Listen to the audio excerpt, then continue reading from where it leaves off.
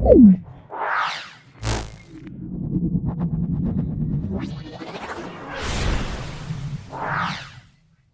प्यारे बच्चों, आप सभी का स्वागत है नन्हे मुन्ने बच्चों की पाठशाला में। आज हम पढ़ेंगे कार्य पुस्तिका प्रकृति कक्षा 5 में पाठ 10 पेड़ पौधों का भोजन। और ये बड़ा पाठ है, तो भाग 1 पढ़ेंगे, भाग 2 बाद में पढ़ेंगे।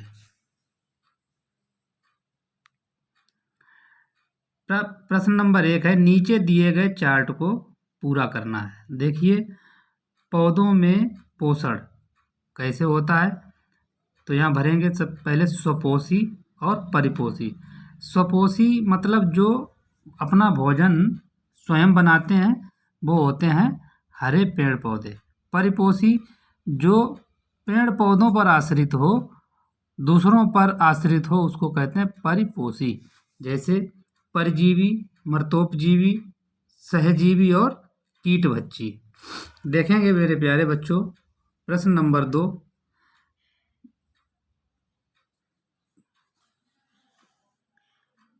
प्रश्न 2, जो जीव प्राकृतिक रूप से उपलब्ध सरल कच्चे पदार्थों का उपयोग करके अपना भोजन तैयार करते हैं, वे कहलाते हैं, क्या कहलाते हैं? स्वपोषी। अब देखेंगे मेरे प्यारे बच्चों, अंतर लिखना है परजीवी और मृतोपजीवी में। ऐसे जीव या पौधे जो अपने भोजन के लिए दूसरे जीवित जंतुओं या पौधों पर निर्भर रहते हैं, परजीवी कहलाते हैं। जैसे जूं, अमरबेल आदि। मृतोपजीवी में है ऐसे जीव जो अपना भोजन मृत एवं सड़े गले जीवों या पदार्थों से प्राप्त करते हैं, मृतोपजीवी कहलाते हैं। जैसे कुकुरमुत्ता आदि। प्रश्न नंबर 4 है, इसमें भी अंतर लिखना है स्वपोषी और परिपोषी में। सभी प्रकार के हरे पेड़ पौधे जो अपना भोजन स्वयं बना लेते हैं, स्वपोषी कहलाते हैं। परिपोषी जो जीवधारी अपने भोजन के लिए दूसरे जीवों और पेड़ पौधों पर निर्भर होते हैं, जैसे मनुष्य, गाय, शेर आदि। देखेंगे मेरे प्यारे बच्चों, निम्नलिखित में से किसकी अनुपस्थिति में पत्तियों में प्रकाश संश्लेषण नहीं होता है? तो हमने बताया था, जब भी क्लोरोफिल की अनुपस्थिति होगी तो पत्तियों में प्रकाश संश्लेषण नहीं होगा। आगे देखेंगे प्रश्न नंबर 2, निम्नलिखित विकल्प में से कौन सा कथन सही है? सभी हरे पेड़ पौधे अपना भोजन स्वयं बना लेते हैं। अधिकांश जानवर स्वपोषी होते हैं। कोई भी जानवर स्वपोषी नहीं होता, गलत है। प्रकाश संश्लेषण के लिए कार्बन डाइऑक्साइड की आवश्यकता नहीं होती है, बिल्कुल होती है। प्रकाश संश्लेषण के दौरान ऑक्सीजन मुक्त होती है, सही है।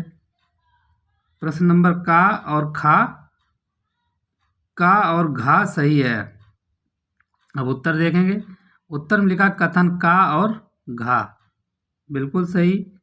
केवल का गलत है, खा और गा गलत है, दा में है का और खा, ये भी गलत है। तो कौन सा ऑप्शन सही है? आ, कथन का और घा।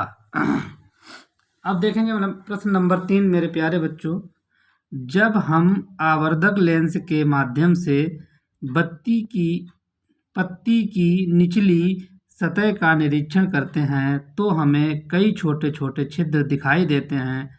ऐसे उद्घाटनों के लिए निम्नलिखित में से कौन सा शब्द दिया गया है? देखो, पर्णरंध्र, मध्यशिरा, लैमिना और नसें। तो कौन सा हो जाएगा? पर्णरंध्र।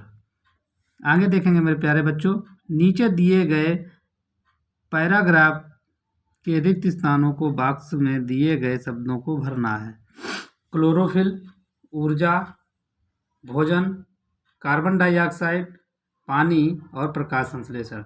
ये जो शब्द बॉक्स में दिए गए हैं, इनको ये नीचे लिखे हुए पैराग्राफ को भरना है। एक शब्द का उपयोग करके एक से अधिक बार किया जा सकता है, ठीक है। पत्तियों में हरे रंग का रंग द्रव होता है जिसे क्लोरोफिल कहा जाता है, जो सूर्य के प्रकाश से ऊर्जा को अवशोषित करता है। यह प्रकाश संश्लेषण की प्रक्रिया में कार्बन डाइऑक्साइड और पानी जैसे कच्चे माल के साथ प्रयोग किया जाता है, जिसके फलस्वरूप भोजन का निर्माण होता है। मेरे प्यारे बच्चों, आगे देखेंगे।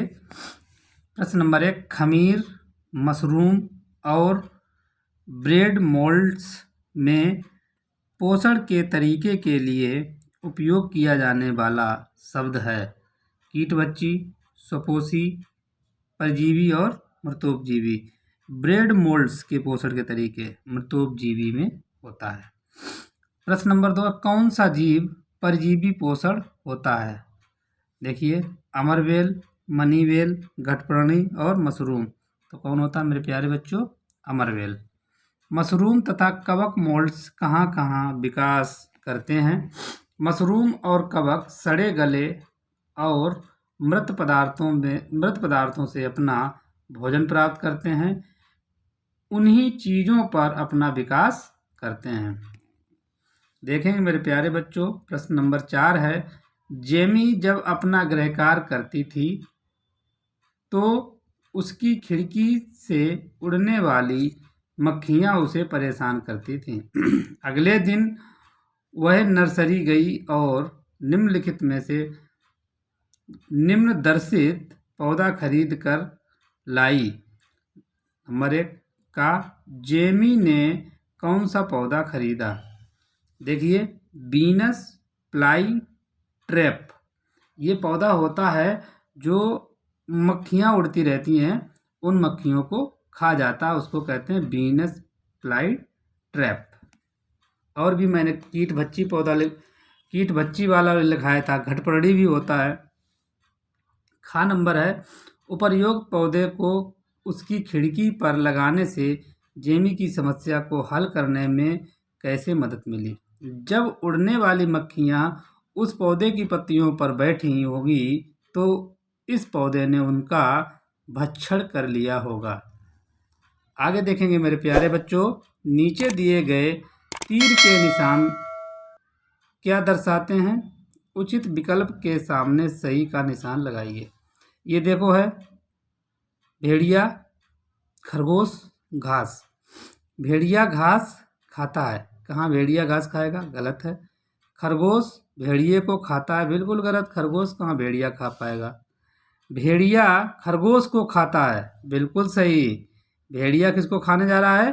खरगोश को। उपर्युक्त सही नहीं मेरे प्यारे बच्चों, भेड़िया खरगोश की तरफ जा रहा है।